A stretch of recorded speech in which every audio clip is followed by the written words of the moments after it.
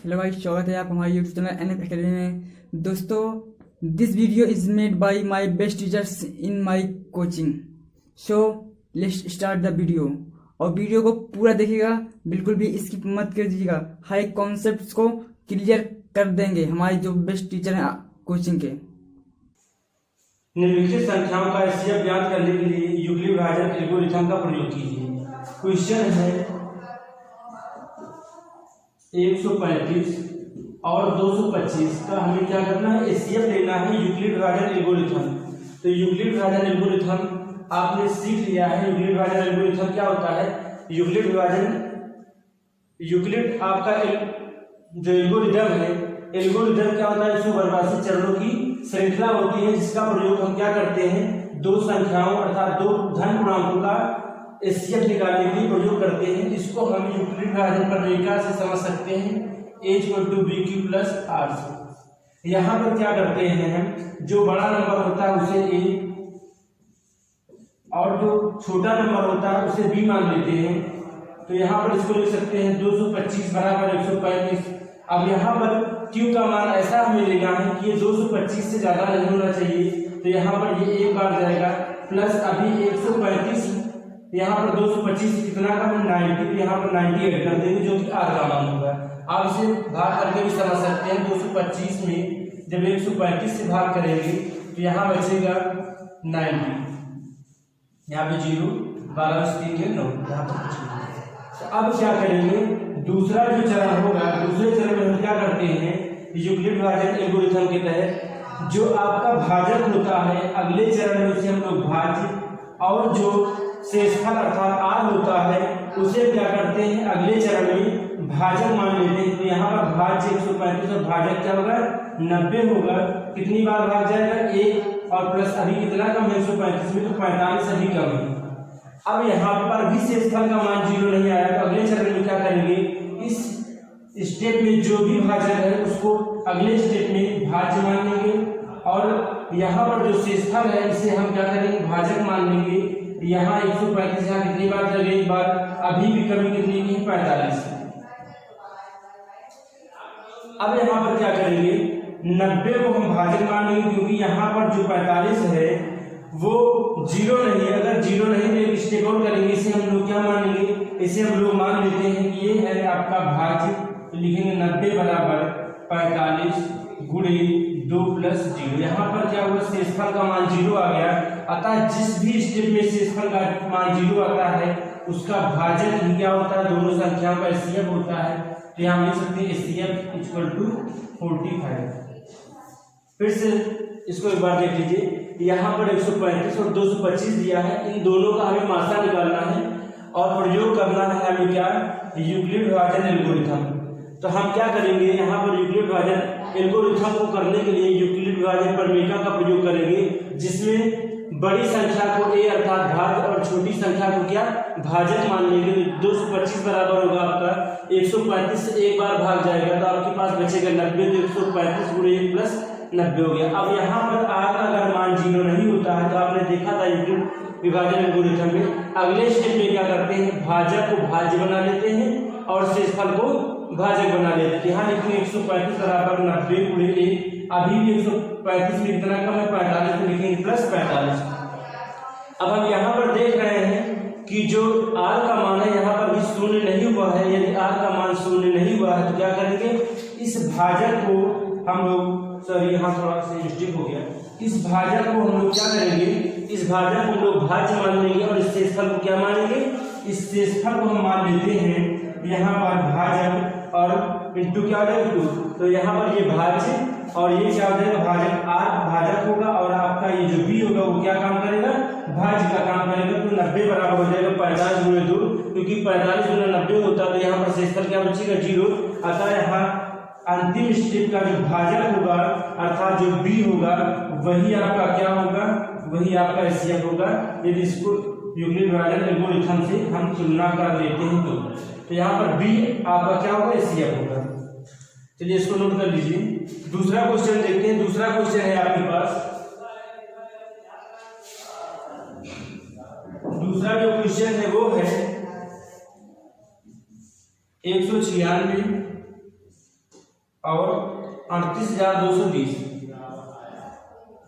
अब क्या करेंगे, यहाँ दोनों नंबर देखें तो ये आपका बड़ा नंबर है और ये क्या होगा छोटा, तो इसको हम लिख सकते हैं, इसे भाज्य मान लेते हैं, इसे भाजक तो लिखेंगे 38,220 बराबर ये 196 क्या बन जाएगा आपका भाजक बन जाएगा, तो लिखेंगे 196 और गुणे। अब यहाँ पर भाग ले जाके देख सकते हैं आप, 38 में 196 से भाग देना है तो यहाँ पर 38,220 है, 38,220 यहाँ पर आपका है 196, तो यहाँ पर भाग आपका जाएगा एक बार तो यह आ जाएगा 6 कम 6, सॉरी 2 बार ले जाके देख लेते हैं, 2 6 12 हासिल 2 9 18 ज्यादा हो जाएगा, एक ही बार ले जाते हैं तो 6 कम 6 आएगा, 1 9 9 1 कम 1, यहाँ घटा लेंगे 12 में 6 गए 6, यहाँ पर बचा आपके पास 7 17 में से 9 गए 8, यहाँ बचा 2 में से 1 1। अब आगे की संख्या 2 उतार लेते हैं, अब देखते हैं भाग कितनी बार जाता है, यहाँ हम ले लेते हैं आपका और 8 बार ले जाकर देते हैं, देखो 8 6 48 हासिल 4 8 9 8 9 72 और 72 4 76 हासिल 7 8 कम 8 7 15। अब घटा लेंगे 12 में से 8 गए 4, सॉरी एक बार इसको 9 टाइम्स ले जाकर देखते हैं, 9 6 54 हासिल 5 9 9 81 5 86 हासिल बचेगा आपके पास 8 9 कम 9 8 17, ठीक है। ये 12 में से 8 गए 4 गए 8, यहाँ बचा 5 1 हासिल की 15 में से गए 9, यहाँ बचा 7 ये कट जाएगा, ये कट जाएगा, डाल देंगे 0। कितनी बार जाएगा 5 बार ले जाके देख सकते हैं, 5 6 30 हासिल 3 5 9 45 3 48 हासिल 4 5 1 5 4 9, ये आपको कट जाएगा। इसका मतलब इसे हम लिख सकते हैं 196 गुणे 195 और प्लस 0। तो यहाँ पर क्योंकि शेषफल का मान लास्ट में आपका 0 आ गया है, अतः इसका ये भाजक क्या हो जाएगा एचसीएफ, इन दोनों संख्याओं का एचसीएफ क्या आएगा 196। चलिए इसको एक बार नोट कर लीजिए।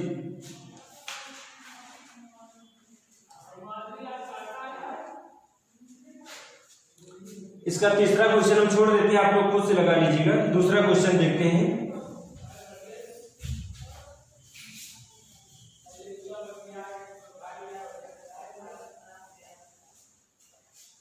देखिए दूसरे क्वेश्चन में क्या पूछ रहा है, कह रहा है कोई भी धनात्मक विषम पूर्णांक 6q + 1 क्या कह रहा है 6q + 1 6q + 3 और 6q + 5 के रूप का होगा, ये आपको बताना है।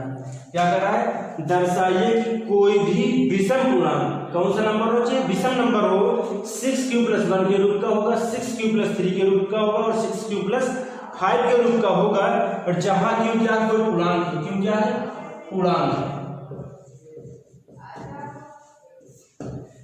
अब हमको यहाँ पर युक्तिक भाजन प्रमेयिका का प्रयोग करके इसको सिद्ध करना है। क्या सिद्ध करना है कि कोई भी धनात्मक पूर्णांक जिसमें क्या होगा भाजक अर्थात 6 का गुणनफल होगा, जिससे भाजक 6 होगा, इस रूप का होगा 6q + 1 6q + 3 और 6q + 5। यहाँ पर अगर आप देखना चाहें, देखिए अगर कोई भी नंबर ले लेते हैं जिसमें क्या हो 6 का भाजक अर्थात 6 का गुणन रूप, यहाँ पर 6 कम 6 आता है, यहाँ पर 6 दूनी 12 आता है, फिर 6 3 18।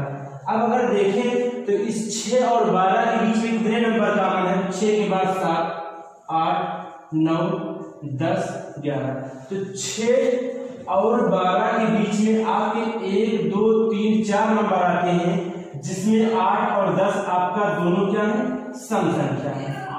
क्या है सम संख्याएं हैं, और यहाँ पर 7 और 9 तो ये 10 है, 10 सम संख्या है, और ये आपका 7 9 और 11 क्या है, ये तीनों विषम संख्या है।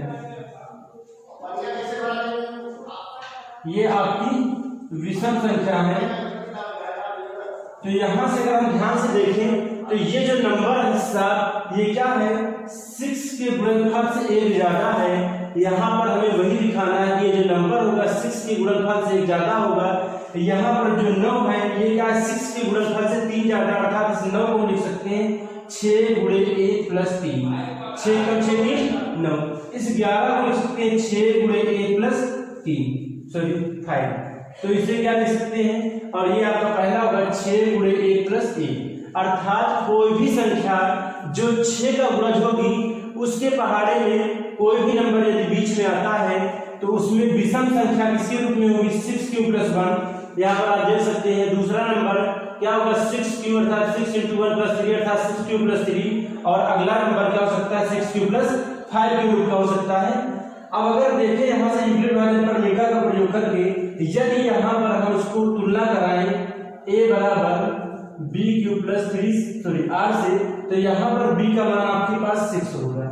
यदि b का मान 6 होगा तो r का मान कितना आता है तो यूक्लिड विभाजन पर मेगा से r का मान हमेशा क्या होता है b से छोटा होता है और 0 से बड़ा या बराबर होता है। यदि इस b की जगह पे 6 रख दें तो इसे ले सकते हैं 0 > r = r and less than 6 अर्थात 0 r का जो मान होगा वो 0 के बराबर होगा और 0 से बड़ा होगा किंतु 6 से छोटा होगा अर्थात r का मान आपके पास हो सकता है 0 1 2 3 4 5 6 नहीं हो सकता क्योंकि r का मान 6 से छोटा होना चाहिए और 0 के बराबर हो सकता है। अब हम क्या करेंगे इस परिमेयिका में इसका प्रयोग करके हम हर स्टेप में r का मान रखेंगे तो जो हमें पहला स्टेप प्राप्त होगा वो आएगा आपके पास पूर्णांक कोई भी संख्या जब आएगी तो यहाँ पर लिखेंगे 6q + r के स्थान पे क्या रखा जा सकता है 0। यहाँ पर अगर हम ध्यान से देखें तो ये जो 6 है इसे ले सकते हैं 2 × 3q 2 × 3q और 2 क्या है यहाँ पर एक सम संख्या है। ये क्या है सम संख्या है। दूसरा हम r का मान रख के चेक कर लेते हैं। यदि r का मान इसलिए हम 1 रखते हैं तो इसे लिख सकते हैं 6q + 1। अब यहाँ पर देखें यहाँ से तो 2 का मान हो सकता है लेकिन यहाँ से 1 का मान नहीं हो सकता अतः ये क्या होगा एक विषम संख्या होगी। कैसी संख्या होगी विषम संख्या होगी। यदि r का मान हम 2 रखते हैं तो यहाँ पर हम लिख सकते हैं इसे 6q + 2। अब देखिए यहाँ भी 2 और यहाँ से भी 2 का मान ले सकते हैं इसे लिख सकते हैं 2q और यहाँ पर आए 2 × 2 3 6 प्लस 2 कम 2 यहाँ पर देखिए 2 कॉमन है अतः ये क्या होगा एक सम संख्या होगी क्योंकि सम संख्या 2 से विभाज्य होती है। यदि हम r का मान 3 ले लें तो यहाँ पर जो निकल के हमारे पास आएगा अगला चरण वो क्या हो जाएगा 6q + 3। अब यहाँ पर देखें तो हम क्या कर सकते हैं यहाँ पे हम 3 का मान ले सकते हैं तब भी क्या आएगा यहाँ पर 2q + 1 और हम जानते हैं कि 3 क्या एक विषम संख्या है यदि कॉमन न लेना चाहे तब भी आप देख सकते हैं यहाँ क्या है विषम संख्या क्योंकि 3 एक विषम संख्या है। यदि हम r का मान 4 रखें तो हमारे पास प्राप्त होगा 6q + 4 और यहाँ से अगर हम देखें तो यहाँ पे आप 2 का मान ले लेंगे तो बचेगा 3q + 2 जहां पर 2 क्या है सम संख्या अर्थात ये आपकी सम संख्या बनेगी। अगले स्टेप में देख लेते हैं यदि r का मान 5 ले लेते हैं क्वेश्चन क्या बनेगा 6q + 5 और 5 क्या है एक अभाज्य संख्या यहाँ से कोई भी संख्या कॉमन नहीं ली जा सकती अतः ये क्या होगी एक विषम संख्या होगी। तो हमने देखा यदि कोई भी संख्या जिसमें क्या भाजक अर्थात b का मान 6 होगा तो उसमें जो भी विषम संख्याएं आएंगी या तो वो 6q + 1 के रूप में की होगी या 6q + 3 के रूप में होगी या 6q + 5 के रूप की होगी अन्यथा और कोई भी रूप में नहीं हो सकती है क्योंकि हमने देखा यदि b का मान 6 होगा तो r का मान क्या क्या आ सकता है 0 1 2 3 4 और 5 आ सकता है 6 नहीं आ सकता क्योंकि 6 से छोटा होना चाहिए। तो हमने देखा r के मान क्रमशः रखने पर एक समीकरण आपको ये प्राप्त होता है दूसरा आपके पास ये तीसरा आपने ये निकाला और चौथा आपके पास ये प्राप्त होता है पांचवा आपके पास 4 रखने पर ये प्राप्त होता है और छठवें स्टेप में आपको ये प्राप्त होता है जहां पर समीकरण 2 समीकरण 4 और समीकरण 6 क्या है आपका विषम संख्या है। तो आता है कोई भी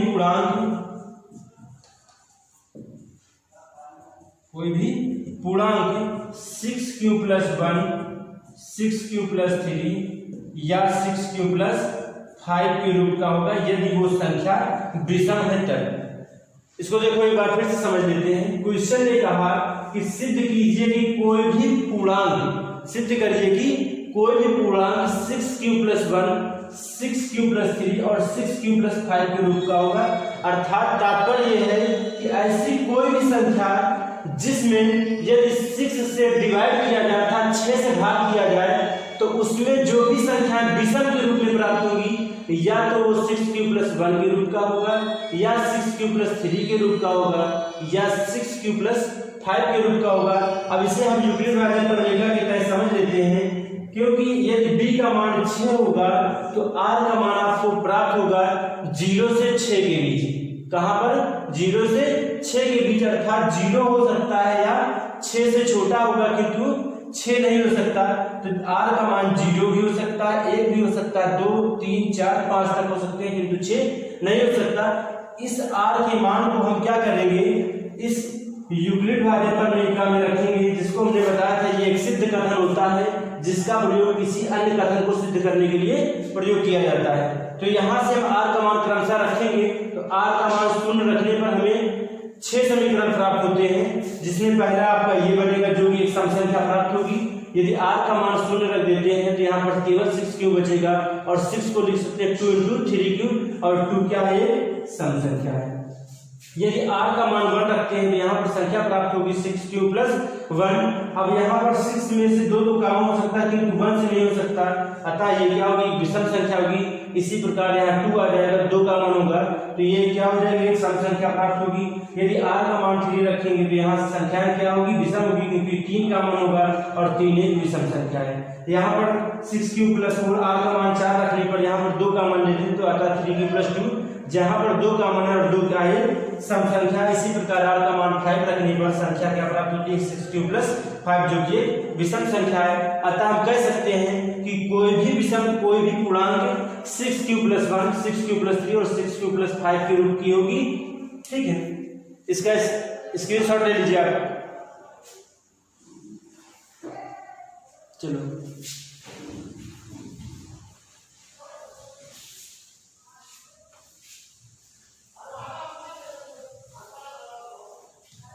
अगला क्वेश्चन देख लेते हैं।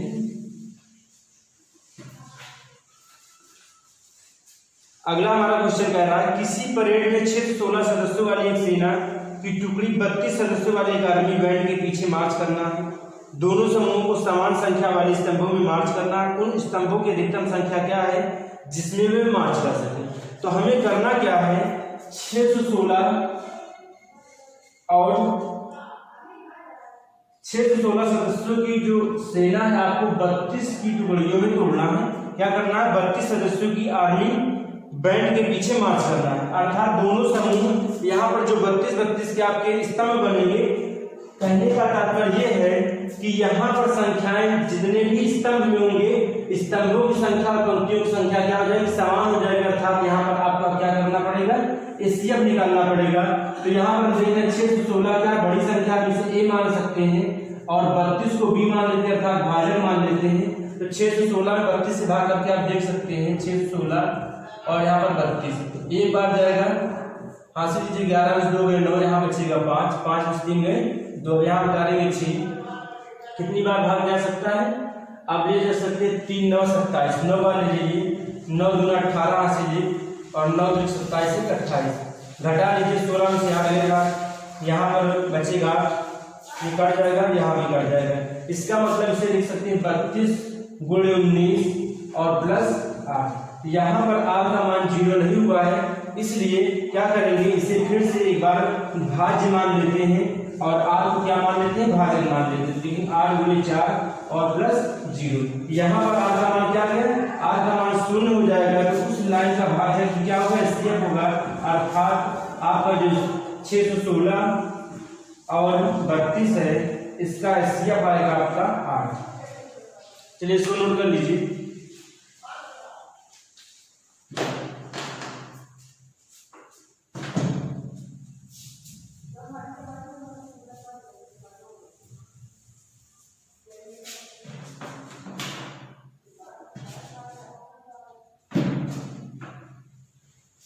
अगला क्वेश्चन देख लेते हैं।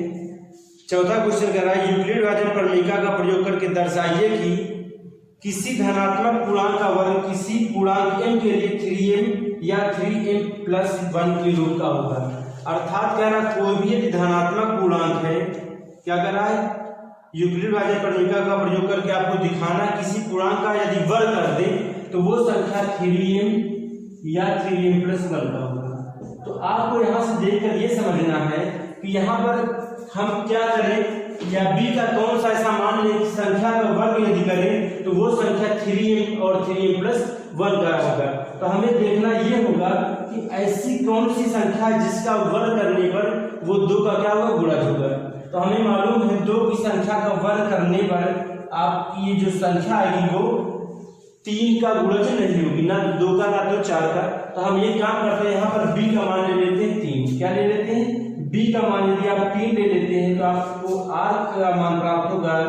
r का मान क्या हो जाएगा, 0 से बड़ा या बराबर किंतु 3 से छोटा, अर्थात r का मान होगा आपके पास 0, 1 और 2।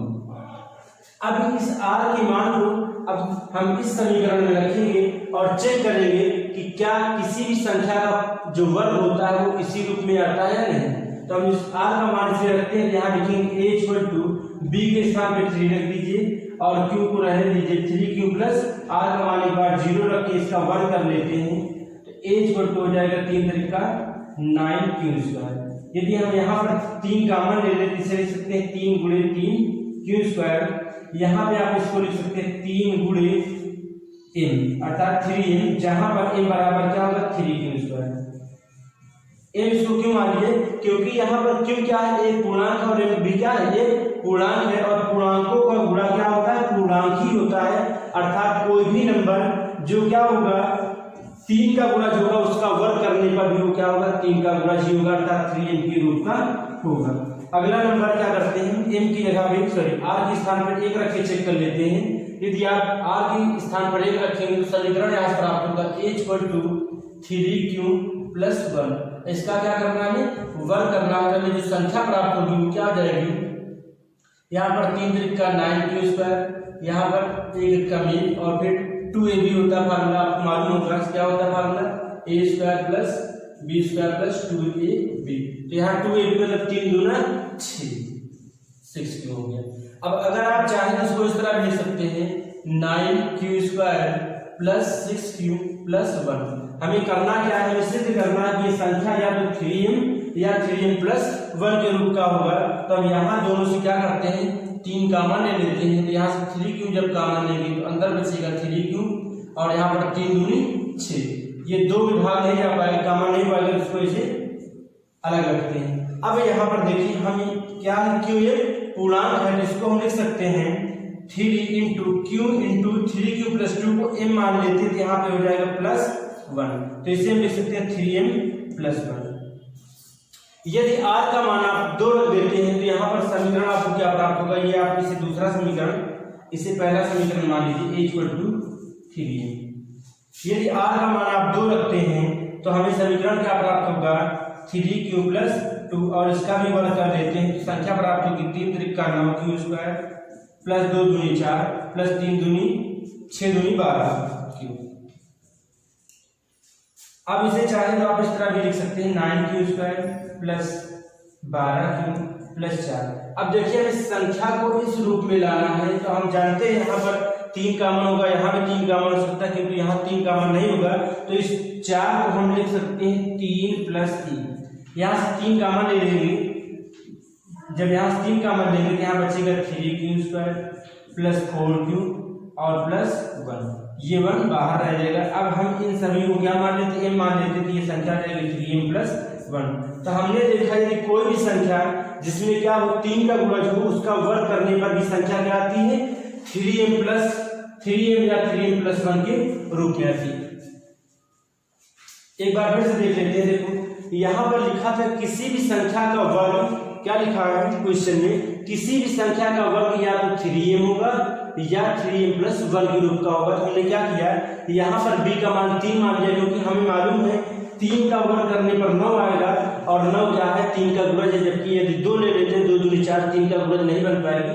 तो हमने यहाँ पर b का मान 3 लिया। आपको सिर्फ समझना ये है यहाँ पर विशेष कि हम b का ऐसा कौन सा मान लें जो इस सवालों को अर्थात दिए हुए क्वेश्चन को सॉल्व करने में आसानी हो। तो हम यहाँ पर b का मान क्या ले लेते हैं 3 लेंगे, जैसे ही आप b का मान 3 लेंगे, यहाँ पर r का मान क्या आ जाएगा, 0 से बड़ा और 3 से छोटा, तो r का मान होगा 0, 1 और 2। यहाँ बारी बारी से r का मान रखेंगे। जब हमने 0 रखा तो 3 3 का 9 हो गया, जो कि 3 का क्या है, गुणज है। हमने 3 कॉमन ले लिया तो आ गया 3 क्यू स्क्वायर के स्थान पे आप ये मान लीजिए, क्योंकि m भी एक पूर्णांक है और 3 क्यू स्क्वायर भी एक पूर्णांक है। दूसरा r का मान 1 जब रखते हैं तो यहाँ पर r का मान 1 रखने पर a प्लस b के होल स्क्वायर से यहाँ पर हमें प्राप्त होता है 9a square plus 6q plus 1। इन दोनों में से हम 3 कॉमन ले लेते हैं तो हमें संख्या प्राप्त होती है 3q into 3q plus 2 plus 1। यहाँ पर इस पूरी संख्या को, यहाँ पर पूरी संख्या को हम क्या मान लेते हैं, m मान लेते हैं, तो संख्या बनेगी हमारी 3m प्लस 1 के रूप में। इसी प्रकार यहाँ पर r का मान 2 रखते हैं। जब r का मान 2 रखते हैं तो हमें ये समीकरण प्राप्त होता है। और यहाँ से हम क्या करते हैं, क्योंकि 4 में हमें 3 कॉमन नहीं मिलेगा, सॉरी, यहाँ पर हम क्या करेंगे, यहाँ 4 को 3 प्लस 1 के रूप में तोड़ देंगे, तो यहाँ पर 3 कॉमन लेंगे तो बचेगा 3 3 का 9 स्क्वायर, 3 चौक 12 और 3 एकम 3। तो ये संख्या भी पूरे के स्थान पर हम मान देते हैं, तो ये संख्या क्या हो जाएगी, 3m प्लस 1 के रूप की हो जाएगी। तो आज की क्लास यहीं तक रखते हैं, अगली क्लास फिर कल होगी। तब तक के लिए गुड बाय, टेक केयर।